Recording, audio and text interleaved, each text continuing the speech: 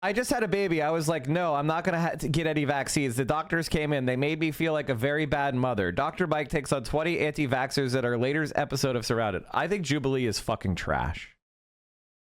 I've never seen an episode of Jubilee, even with people I like, that I thought was good. I thought Sam Cedar's show wasn't even, like, I like Sam and I think he did great, but I think it still sucked. I think it's actually trash. Like, the content is garbage. It's like literal garbage. It's literal trash. Okay, so let's watch this. And I tweeted something, chat, which is, I think people really underestimate how much of conservative politics is just superstition and literal peasant brain. A lot of conservative politics is just, they're dumb. Like, legitimately, they are stupid. And I think some people will you know, they'll hear that and they'll go like, Mike, I thought you were a leftist. I thought you liked democracy. No, you're confused. That's not what that means. I am a Marxist. I am not a leftist. Which means that I believe in dialectical materialism and class consciousness. But I also understand the process by which class consciousness is inculcated in people. It isn't magic.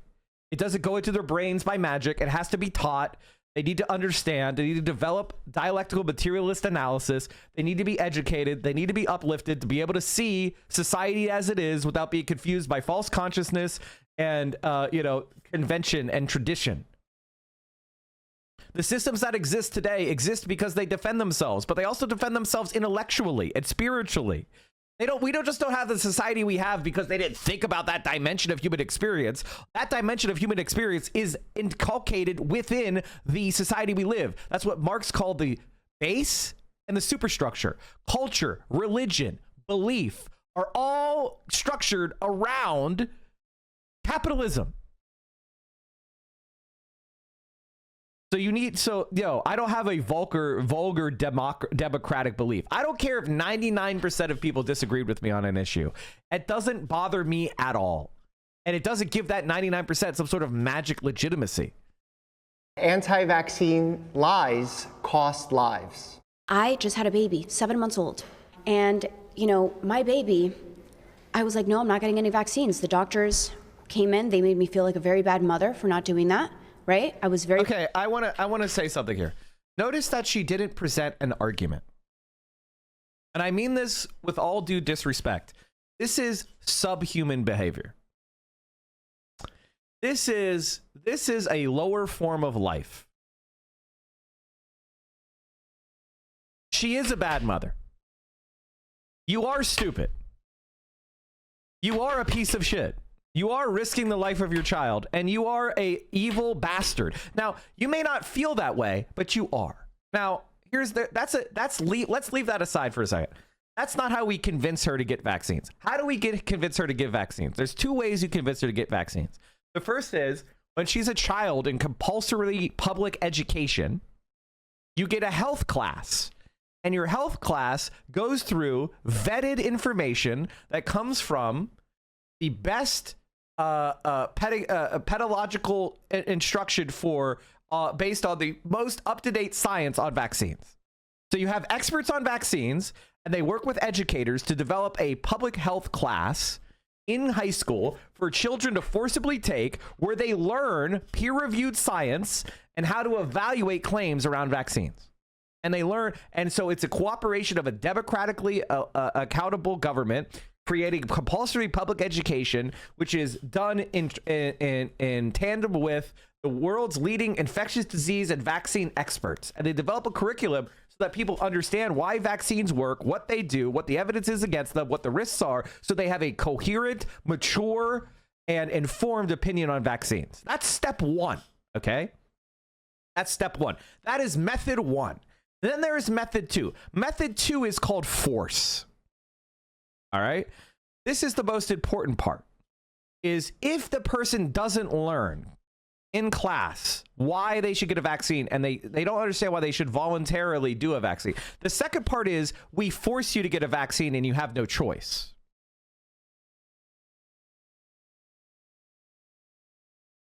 That's it. So step one is you learn the facts. Step two is too fucking bad. So sad. You're getting the vaccine. And the only exception that exists is when a child literally can't because of some sort of medical reason, a medical exclusion, where giving the vaccine would actively harm the child and not provide them the protection of vaccines. Those are the people that need other people to be vaccinated all the more. There's no room for this type of lady. She should not have the choice not to get her baby vaccinated. I'll say that again. She should not have the choice to not get her baby vaccinated. Why? Because that choice is not a valid choice. She doesn't have the choice to starve her baby to death. Some libertarians would say she should be able to starve her baby to death. That's her baby. No, I do not agree with you. I think babies should be fed, whether the mother wants them to starve or not. And if she refuses to feed her child, that child should be taken away. That's not, and here's the thing about the vaccine point that I'm making. When you let people make these dumb fucking arguments, then they make more of them. They think they're valid because you're letting them talk about this shit and treating their perspective as if it matters. More people have this dumb fuck perspective. It's like, I'll give you another analogy if the things about food is not sinking in. It's like, I want to drive my car on the streets. Okay, you want to drive your car on the streets. But I'm going to drive on the left side of the road because that's freedom. I have the radical freedom to drive on whatever side of the road I want, and as long as I don't crash into you, then you have nothing to say to me. That person should be arrested and taken off the road and have their driver's license and car revoked because they are a dangerous idiot, even if they haven't crashed into anybody yet. Once you start seeing somebody driving down the wrong side of the road, they should be arrested even before they crash into somebody. Because we have a society. And society requires you to do certain things so that we don't cause wanton, unnecessary death. If you can't participate in society in a civilized manner, then we will use force until you do. This is legitimate. This is called social systems.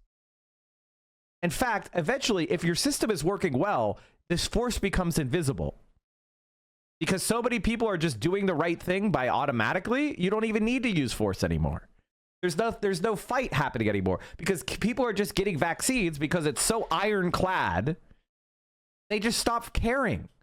It stops being an issue because it's not even thought of.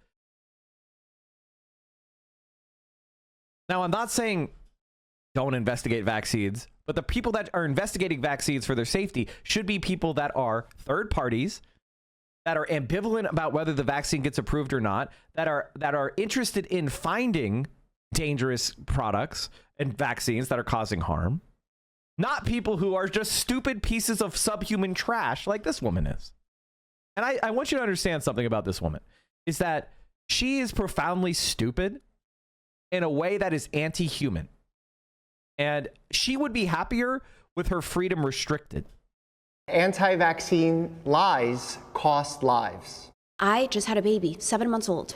And, my baby, I was like, no, I'm not getting any vaccines. The doctors came in, they made me feel like a very bad mother for not doing that, right? I was very pressured.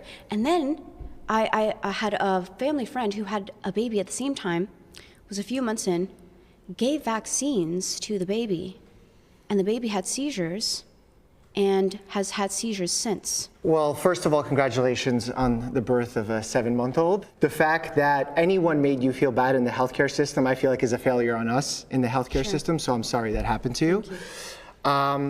In healthcare, it's very difficult to predict the future because there are so many unknowns and there's so many variables in healthcare. There are things that are that are outside of our control. And we try to do the best with the limited amounts that we can control. So when we see two things happen simultaneously in healthcare, sometimes we think they have caused one another. But unless we see a pattern of that happening over and over again on a large scale, right, it's more likely that this is just a coincidence of things happening at the same time. For example, I have a friend of mine who's a physician who vaccinates children very regularly. And they were about to give a child a vaccine. And before giving the vaccine, the child had a seizure.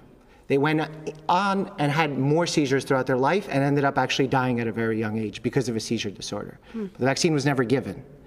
Had that happened 2 minutes later, What do you think would have been in the mother's mind and in the father's mind in that situation, other than, I definitely think that vaccine caused that problem? It could have just as easily happened before, which it did, and the vaccine wasn't responsible. So it's very difficult when two things happen at the same time to be able to make an exact reason as to if that's what happened to cause it. So what we do is we admit that there's safety issues with vaccines.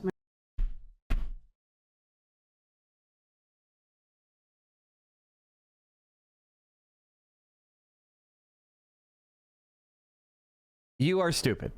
Doctor, you're a dumb fuck. You should say every single medical intervention has side effects and risks. But when you measure the risks of the side effects versus the risks of the disease proliferating, and we see the societal benefits of the vaccine, it far outweighs the side effect risk that somebody will have a reaction. You don't say there are safety issues with vaccines. No. There's safe. You know what's more dangerous than vaccines? ibuprofen. Ibuprofen is way more dangerous than vaccines. But yet you could buy a jar of 1,000 fucking pills without even getting your ID checked. Right. They're not 100% safe. Nothing in life is 100% safe. Driving or walking here today is not 100% safe. I could have a heart attack right now. Cannot predict it. But what we can do is try to do the best that we can with the information that we have. I think the one issue, by the way, I think he did a decent job of trying to explain it, but the reality is that people are very stupid and like they don't like uncertainty. So if you say, and I've said this before about politics, there is nothing we can do that will deliver certainty. There is no plan. There is no strategy. There's no organizing method. There's nothing that delivers victory 100% of the time. If you cannot handle that, you are a baby.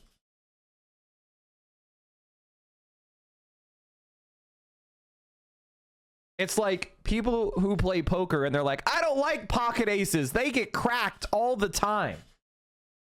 You're a stupid person. You are a fundamentally stupid person. Aces are not guaranteed to win.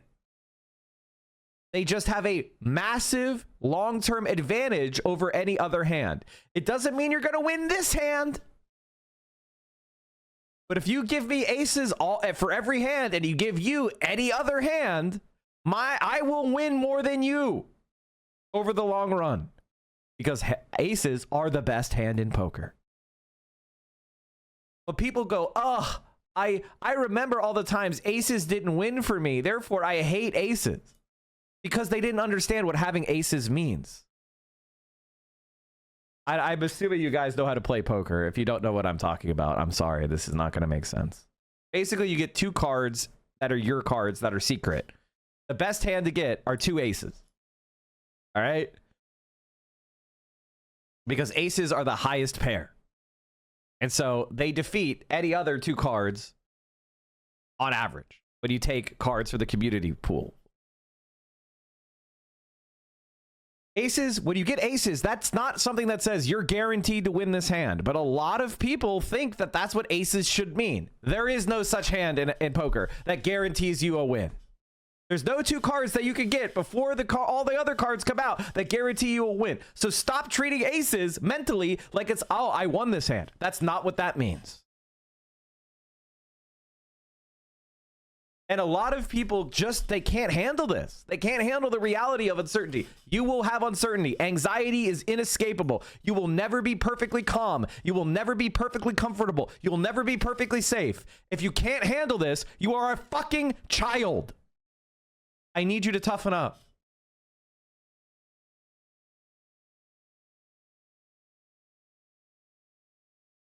Also, everyone, 2 out of 7 offsuit is the worst hand, but there's still a chance you win. It is the worst hand. But it doesn't mean it's always going to lose. 2-7 offsuit is the worst hand. But it can win.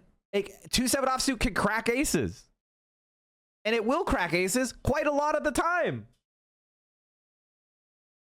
But if you play 2-7 offsuit just as often as you play aces, you are going to be a losing poker player.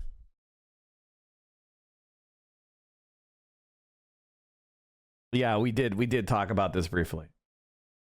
China, Japan, South Korea agree to jointly respond to U.S. tariffs, China state media. And like the way we need to react is we need to pull more things out of democratic consideration. I agree with this point. I am not an anarchist. I don't believe that you should be having opinions about shit that you don't know anything about. I don't want to hear your opinion about fusion engineering. I don't want to hear your opinion about how we should build a metro station. I don't care. I legitimately don't give a shit what your opinion is about whether we should build a new apartment building in the neighborhood. I don't care what your opinion is. I'm sorry, I don't. I don't think you know what you're talking about. And I don't think you should be asked, quite frankly.